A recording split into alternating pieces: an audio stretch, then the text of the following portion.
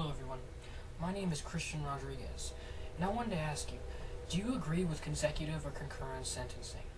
Recent studies have shown that criminals who serve a consecutive sentence are more likely to become a frequent reoffender or suffer from psychological problems outside of jail.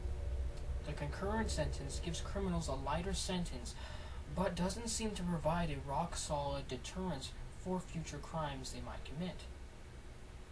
A consecutive sentence is, described by Dr. Frank Smallinger, a professor in psychology with an emphasis on criminology, is one of two or more sentences imposed at the same time, after conviction for more than one offense and served in a sequence with the other sentence.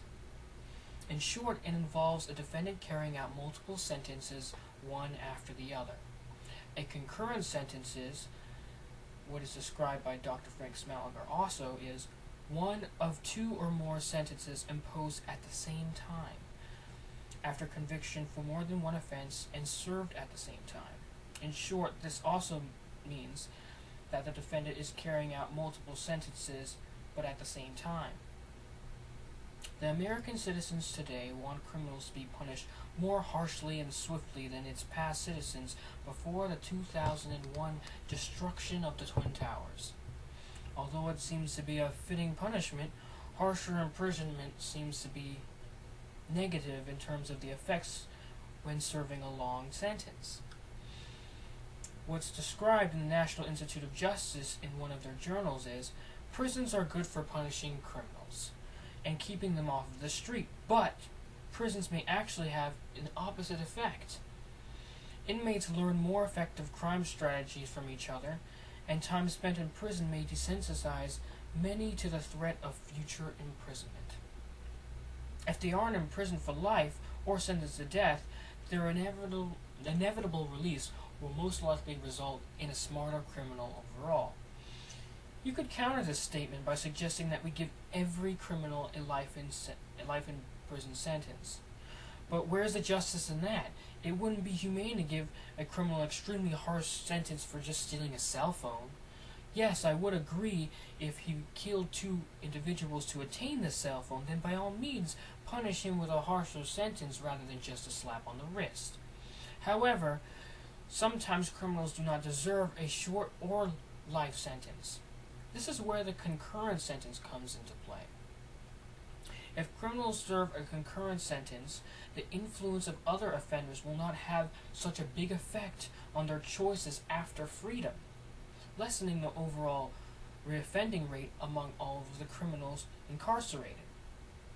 It is true that criminals might need a harsher sentence, such as deterrence, to eliminate future crime, but studies have shown deterrence to be ineffective.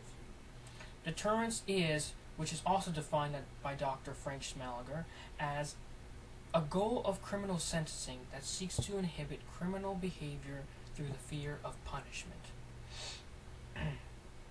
and which is also easily clarified in the National Institute of Justice Journal, by which they say, laws and policies designed to deter crime are ineffective partly because criminals know little about the sanctions for specific crimes.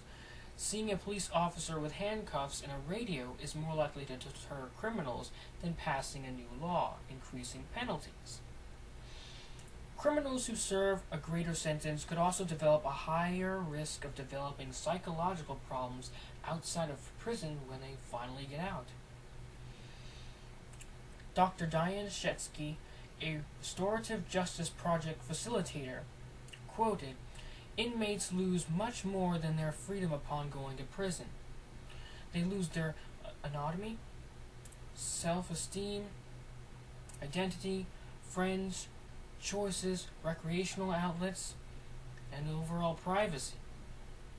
Prison security trumps many activities of daily life that we would take for granted and may leave inmates feeling like it overshadows their personhood. The longer that we're incarcerated, the more likely these psychological effects can take a toll on them for the worst. As you can see, consecutive sentencing could create psychological problems or reoccurring criminal activity for all the citizens in the United States. However, concurrent sentencing could let criminals go free too early without allowing them to ever learn from the lesson in incarceration. Consecutive and concurrent sentencing both have debatable pros and cons within the justice system. What sentence do you think is right? Thank you.